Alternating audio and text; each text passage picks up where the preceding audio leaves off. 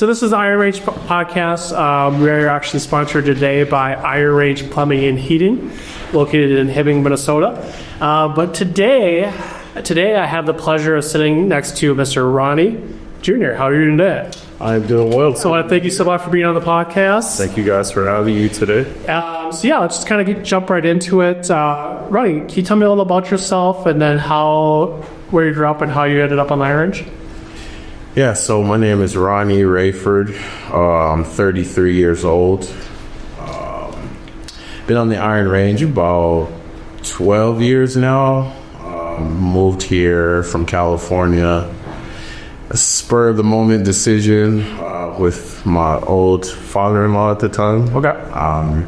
He had this great idea to finally get out of the West Coast and find somewhere new to bring our family. So we went on a fishing trip up here. Oh, wow. Yeah, it all started from a fishing trip. We came in the summer, and after that, we thought it was beautiful. You know, it's a very peaceful place up here, and we kind of love fishing. So we're like, this might be the perfect spot to move our family. So we up and left, and kind of been here ever since. Sure, and I think the viewers are asking themselves, did you catch any bush? I did not. I got skunked my first time around, but okay, perfect. What were you fishing for? we were doing wildlife. Okay, because I'd never seen a wildlife before. Wow. Okay, and now, is there any fishing out in the West Coast at all, or is that? We do a lot of trout fishing and catfish. Okay, a lot of catfish out there. So, and then I guess what has it been like growing? What has been here so far, and then what memories that really shaped you, I guess, as a whole?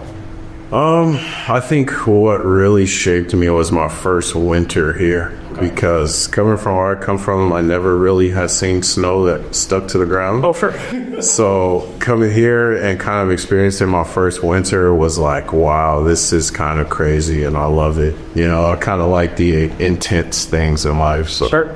And then I guess what is it that you actually do? What's your career? It's hard to kind of define right now. Like I said, I was a wildland firefighter for 10 years. I kind of got out of it.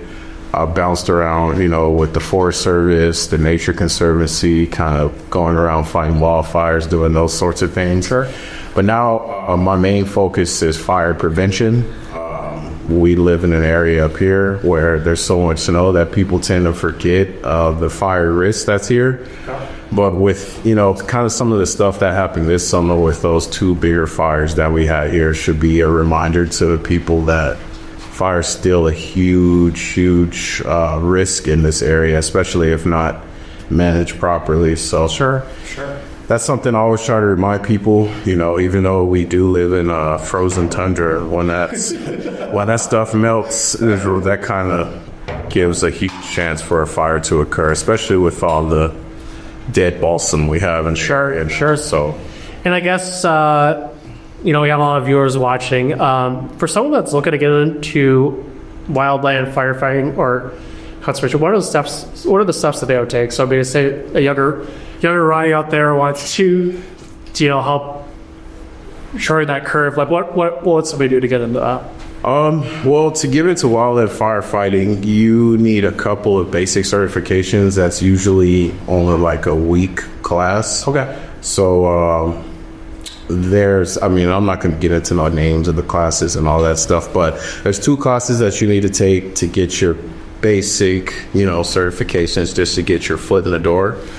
And so I would say forestry and, kind of that field is what you're trying to get into. Sure. You can either do it. There's a few colleges that offer it around here. Okay. And I say that's the best way to get your foot in the door. At least get the knowledge behind what you're trying to do before you just kind of dive into it, and then you're kind of in a field you're not happy. Sure. And have you done this all your life, or what was kind of the turning point for you that said, hey, this is what I want to do? I haven't done this all my life, and fun fact is that I'd never even been into the woods Really? before I started firefighting. Yeah, I'd never even been in the woods.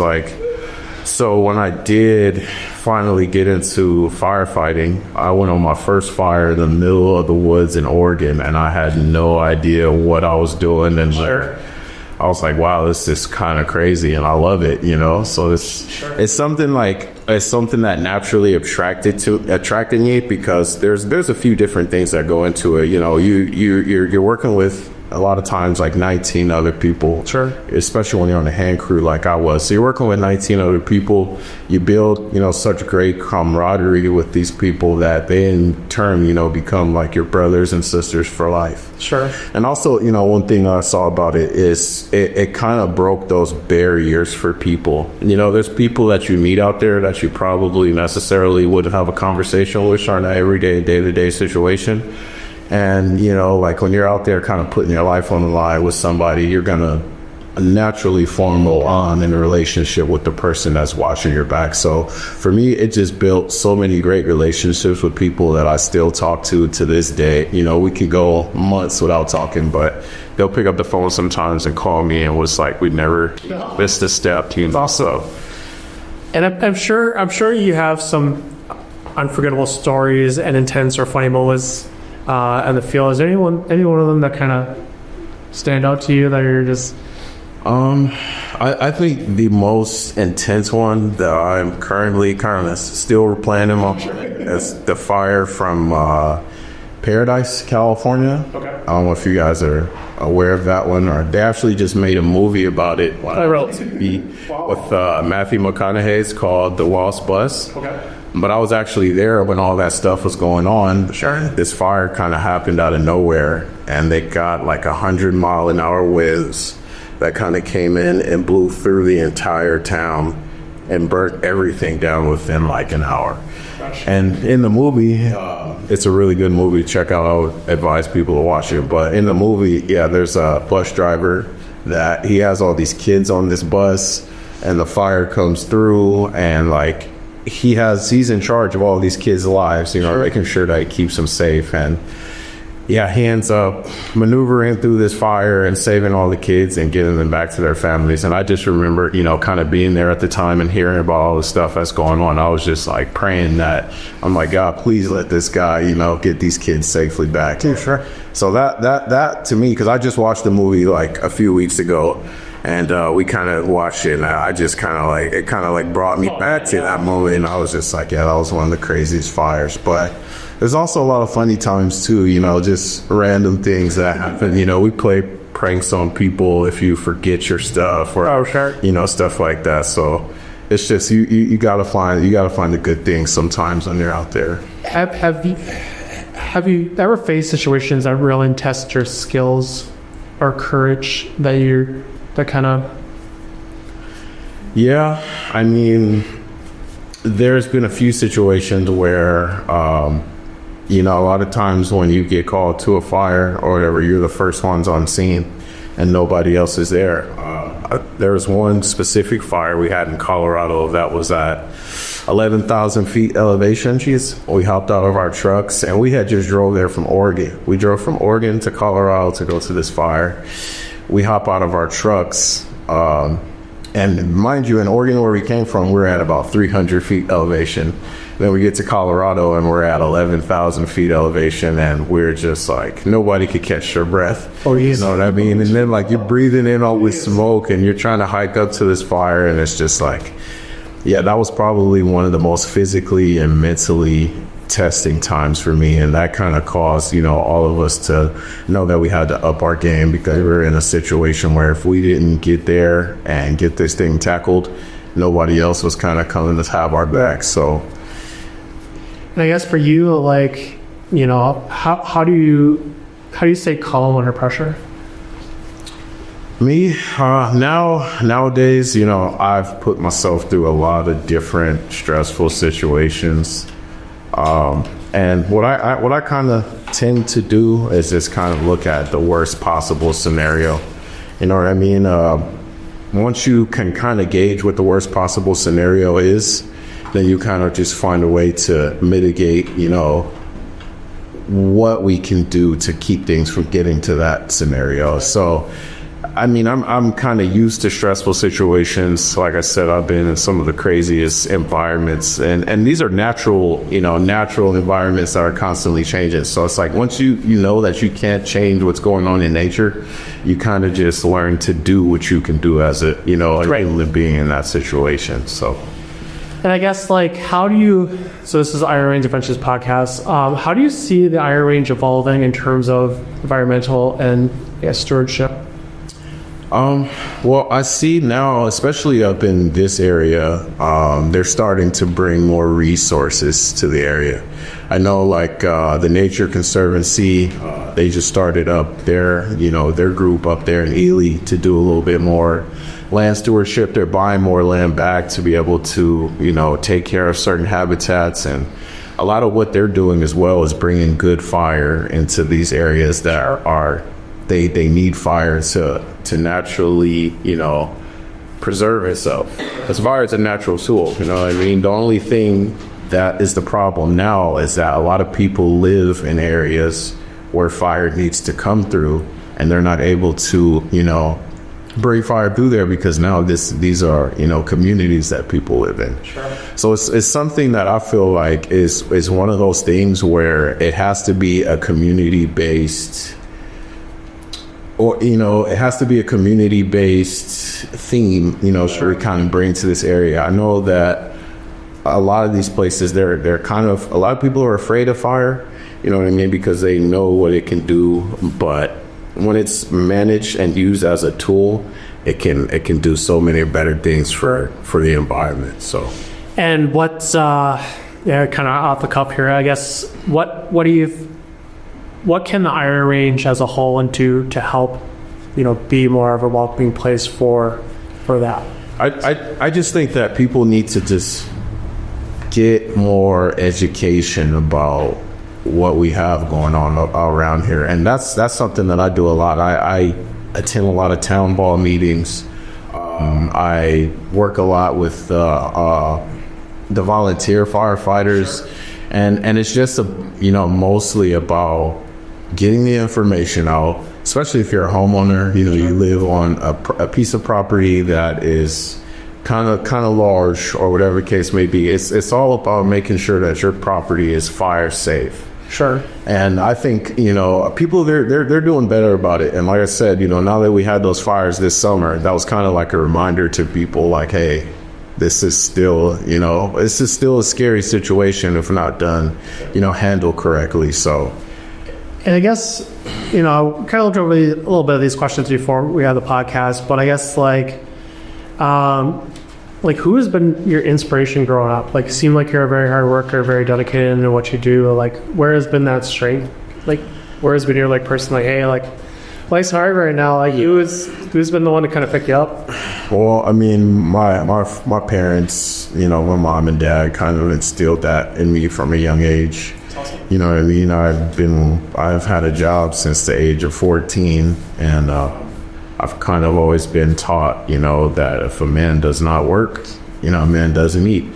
So, now me being a father, I try to teach these same things to my children, and so that when they're watching me, they see that even when dad's tired, even when dad has been, working his butt off all week, he's still going to get out there and do what he has to do. So to me, it's just, something that's kind of been trickled down my family tree, if you want to say.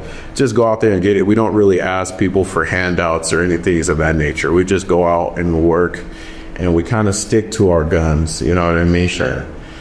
To me, my biggest thing is it's not about the money or running a business is it's difficult, but it's not about the money. For me, it's about, for one, bringing young kids in that are looking for a sense of purpose. Sure. Because once you get out there and you're doing some of these projects that we do, we do a lot of big land clearing projects, and you're literally redesigning a person's landscape. You know what I mean? Sure. So once you can see what you've actually done, that gives somebody a sense of purpose. That's how I got into it. Sure. Once I was able to get into firefighting and, you know, save a community of people, and then have somebody, you know, come tell you, hey, you know, thank you, you saved my house right there. Oh, yeah, or, you know, you saved my horses or my livestock or whatever, you know, like just that little sense of purpose was what kept me, you know, kind of going in this field. So. Sure. And then I guess the other question would be, if you could go back in time, to talk to your younger self, I'm sure there's a lot of you other audience that are watching this, like, what's like the best piece of advice you'd tell your younger self? That's a good question. I think I would tell my younger self to maybe, I honestly wish I would have gotten started a little bit earlier. Okay. And, you know, because I do see a lot of kids that I've worked with in the past, they started fresh right out of high school, age of 18. Sure. And now they're, you know, 30 years old and looking at a pretty good retirement in the next 10, 15 years. So that's one thing I probably would probably talk to myself about, like, hey, this might be a good career option for you. Maybe pursue it. The thing about it was, like, you don't really hear too much about wildland firefighting. You know, when people hear about firefighting, they think about the structure guys or the volunteer guys. You don't really hear very much about the wildfire, you know, sector of it, and it's huge this day and age. You know what I mean? And it's continuing to grow, but the problem is, it's hard to recruit people. Okay. So so viewers are watching that are just say, hey, you know what, Ronnie made a good point. I want to jump in and do it. What would be their first step? Well, when I tell people, especially living in this area, if this is something that you're thinking about getting into, my suggestion would be to just try to do the work first. You know what I mean? We're out there running chainsaws and cutting trees down and, you know, dealing with fire. So, I mean, I always tell people, get out, you know, if you have a chainsaw or know somebody that has a chainsaw, get out there, get a little bit of a feel for it, what I mean, before. So could somebody go volunteer what you're doing? Or? Yeah. So I have students that go through Minnesota North College in Ely, and they're doing the forestry program. So I have 5 students right now that come out and volunteer. They volunteer, and they just pretty much learn everything that goes on with our day-to-day operations. Sure. And once they see, you know, if they can deal with that, especially in the summertime, it gets hot. There's a lot of bugs. You know, there's a lot of different variables go into it. You know, so a lot of times people can do the work, but it's like, hey, I don't want to be outside of these bugs. Though. Wow, there. You know, so that's why I say, like, first just get a feel for what you're going to be doing. Sure. You know, but yeah, also, you know, like, if there's ever anyone that wants to come out and volunteer and spend some time on a job site with me, absolutely, I always encourage that, you know, especially when, you know, it's not too cold or not too hot. Right. But, you know, like, if you don't mind those 2 different variables, you know, I always come out with us, come hang out with us. We try to have a good time, you know, because I know the work-life balance is tough sometimes, so I always try to make sure it's some sort of fun. And we'll have Ronnie tagged in the video. I'm sure I'll be shared everywhere. And then if you want, if somebody is inspired and looking to jump in, I'm sure Ronnie would mind them to send you a message or to get some more information, maybe some stuff that we didn't quite cover, that you have questions that you want to reach out to Ronnie. And then, so we have, we're just kind of looking through, we actually have the rapid fire questions. You know, we saw that one coming with our last 4 guests. We okay with that, Ronnie? Absolutely. Okay. So we actually have question number 1, coffee or tea? Coffee for sure. Coffee? Is it doctored up with sugar and cream, or is it black? Sometimes it depends on the situation. If I'm on a fire, I'll drink it however I can get it. But if I can, you know, if I have the amenities, I'm definitely gonna take sugar. And then the other question is, favorite Iron Range trail?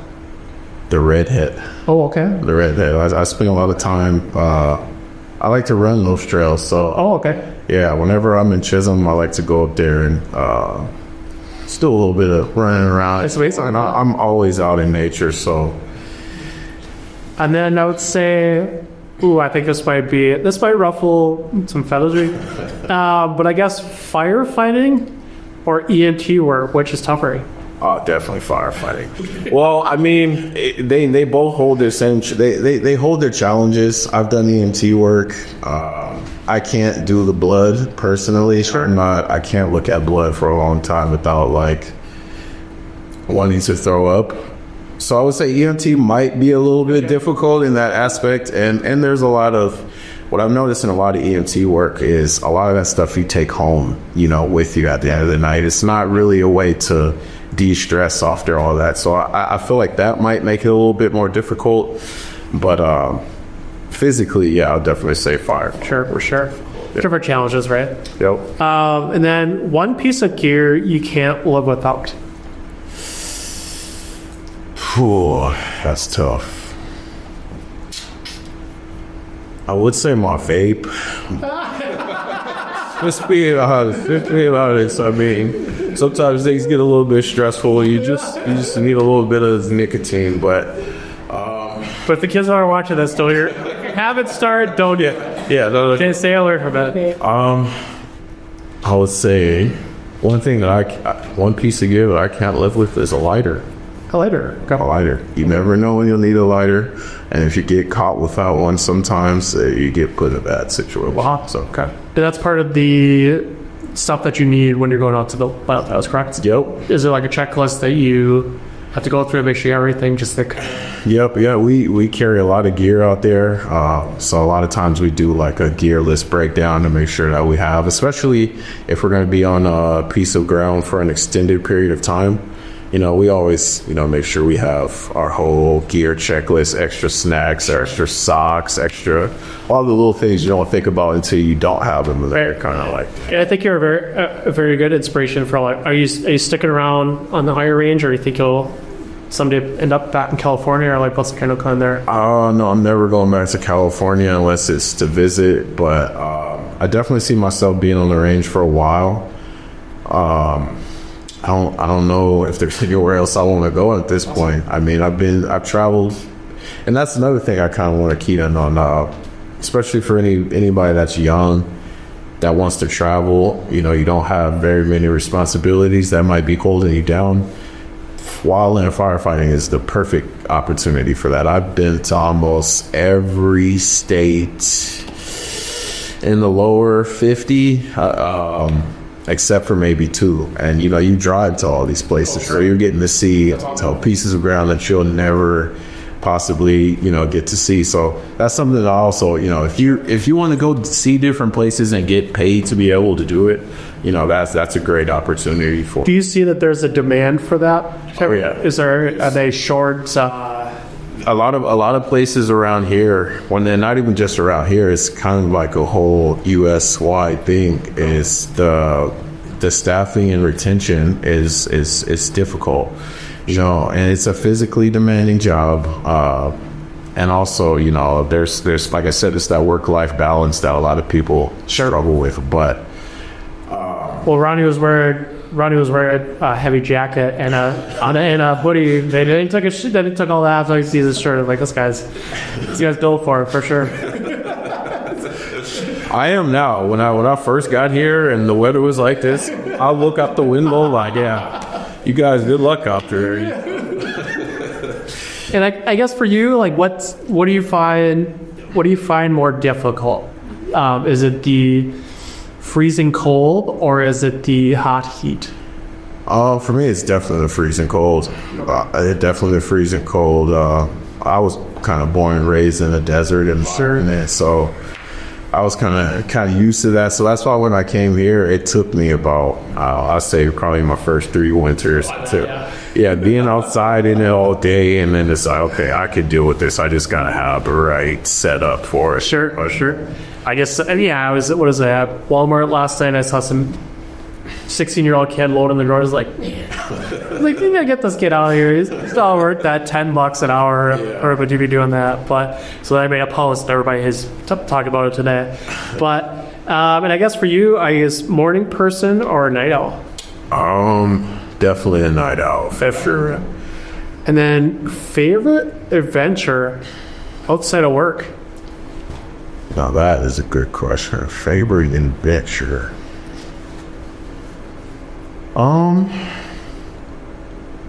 That one I don't quite know right now. I mean, well, Ronnie, you're a very inspiring guy, so we'll definitely have you on the podcast quite often. I think, until everybody, tell your boss's boss to say, hey, we are fully staffed, we don't need anybody else. Like, we're trying to get to that point. Then we'll go back to that question. okay, yeah. But here's one. Last book you read or podcast you loved? So the last book that I read was The Art of War by Sun. Bless. Which that was a really good book. I enjoyed that one. That one actually, helped me develop a lot of my leadership skills that I apply out Sure. on the fire line. But podcasts, I've watched your last couple episodes, and I really enjoyed those. And I actually did some work with those guys that you plugged me in with, like at the Red Rock Hotel. I was talking about after you did the podcast. I ended up getting in contact with him, and I did just a small job for him that I'm still currently working on because it's so cold. Sure. But also with Kalen at the gym, I ended up meeting up with him and having a brief little conversation with him, and we'll kind of just bounce ideas off each other. But it's like little meetings like this, go a long way, and you start to connect with people around that are kind of like-minded. So Sure. that's what I enjoy. Well, and then I could just tell everybody before we came in here, I mean, the main thing for us is if we can inspire one person to move in a positive direction, I mean, we've done it out. Exactly. Right. And I guess the favorite Iron Range food? So, I gotta say it was tater tot hot dish. Tater tot hot dish. I had never even heard of it. That's what I gotta hear. Everybody's, you gotta try it. I'm like, all right, let me see what the hype is about. And I honestly tried it for the first time at Randy's. Okay. And it was really good. I was like, I can see what the hype is about. And ketchup or ketchup? I didn't have any ketchup. Okay. I also like porchetta. I never had porchetta before. I'm not a big pork guy, but Sure. I really enjoy the porchettas. And I guess the last question we have here for the rapid fire question is advice in one sentence for anyone chasing big adventures. Okay. Big adventures or big dreams. Never let anyone stop you. To me, that's kind of been my biggest. I would say my biggest personal victory. Sure. Is that I never let anyone or what they said stop me. There's been times where I've been disencouraged to not do certain things or pursue certain things because of what stigma there might be or whatever people might think. I just think that everybody's got their own goals. They've got their own dreams. And I think it's very important to pursue that. And see, what I feel like is a lot of people, they get so caught up on doing big things in a small time. Yes. And I think, the most important thing is doing a lot of small things. Correct. Or, Break it down. yeah, break it down. Don't put too much on your shoulders, because once you start to put too much on your shoulders, it can become a heavy load to kind of bear.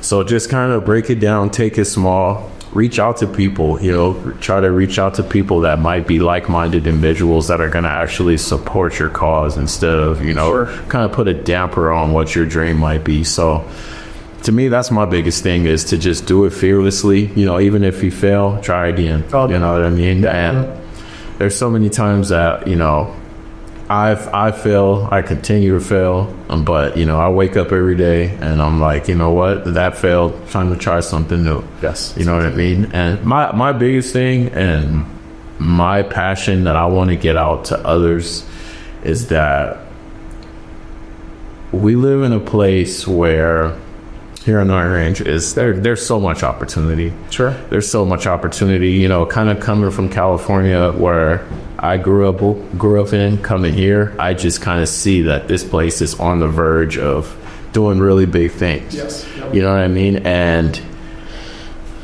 I feel like the most important thing is, like I said, just kind of finding a group of people that are like-minded and kind of just working out your ideas.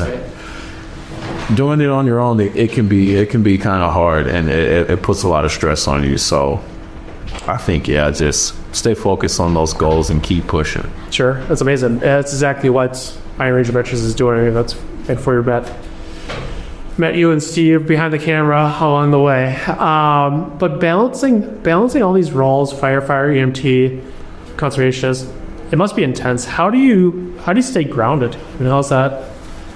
For me, I have just a personal mission in mind. Sure. And my mission is to affect as many acres here as I possibly can.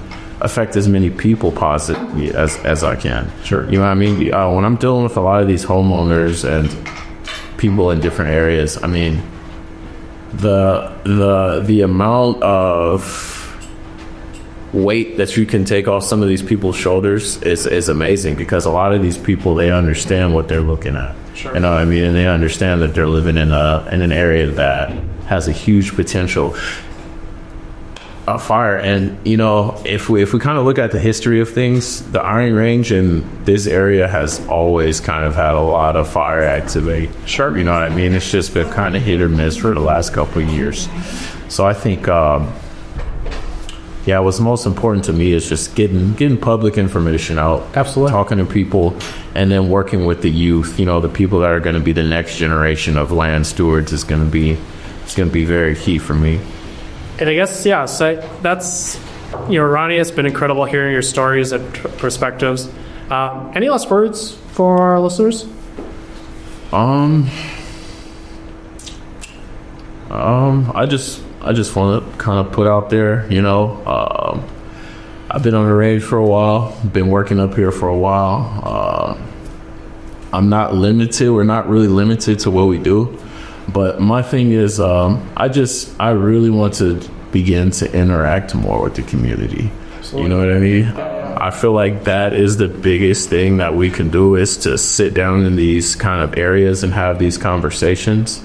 And I think if we were to do that on a higher level, on a more consistent level, we'll start to see more things change in the area. So absolutely, if we kind of keep going with this kind of motion that we have right now, I feel like here in the future, there's going to be a lot of big things that develop in the area. So and a lot of it's going to come within an 800 square foot room that we're in So you got to start somewhere, I'm just glad to be a part of this, glad to be able to get my message out. And like you said, if we can inspire just one person, then we're doing the right thing. And to me, as humans, that's the highest human act that we can do, is to inspire somebody. So correct. And then where can people follow your work and connect with you? So on Facebook, I'm at Ronnie Junior. On Instagram, I'm at Timberwolves Fire. I got a lot of things that are about to transpire here in the next year. I'm kind of doing like a whole business rebrand and getting some different things going. So those things will be in the work here soon. And once those things kind of start to develop, I'll put a little bit more out there. So, and Iron Range Adventures is actually going to partner with Ronnie here to have his information on the website as well, so to be easy for people to find as well. But again, Ronnie, thank you so much for being on the podcast. I want to thank Iron Range Plumbing Heating for sponsoring this podcast show. But yeah, Ronnie, thank you so much. Yeah, absolutely.